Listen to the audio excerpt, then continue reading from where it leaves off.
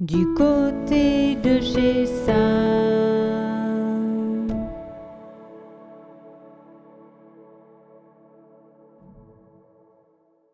Bienvenue du côté de chez Sam.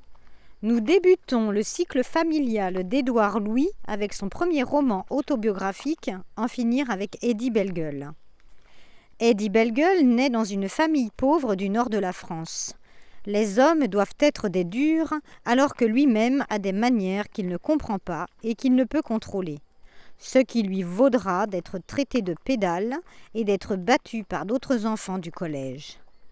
Malgré tout, il pratique le théâtre comme forme de provocation vis-à-vis de son père, mais qui constitue aussi le moyen d'obtenir la reconnaissance dont il manque tant. Il raconte avec force détail comment se comportent sa mère, son père et l'homophobie qu'il subit. Ses découvertes sexuelles également avec certains garçons qui lui montreront des films pornographiques et qui l'initieront au plaisir de la chair.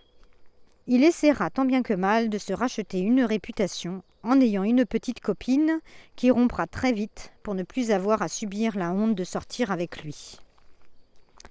Il tentera de nouveau l'expérience avec Sabrina, mais il s'aperçoit qu'il ne peut lutter contre la nature et que le corps d'une femme ne lui inspire aucun désir, du dégoût même. À la fin du collège, il sait qu'il devra aller dans le lycée de son secteur, à Abbeville, où il devra retrouver ses tortionnaires. Alors passe-t-il une audition qui lui offre l'opportunité d'être admis au lycée Madeleine Michelis d'Amiens, qui propose une filière d'art dramatique au baccalauréat.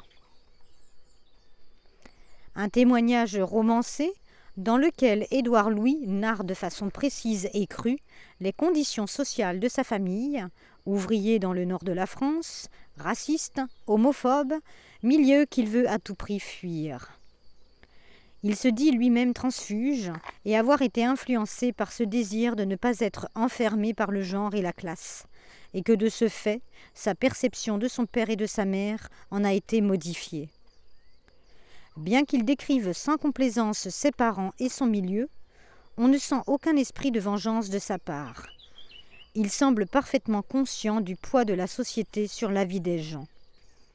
Si des polémiques existent autour des ouvrages de cet auteur, son style littéraire fluide et courageux, avec lequel il dépeint une classe sociale d'une région française, représente une archive importante, tant au niveau psychologique que sociologique.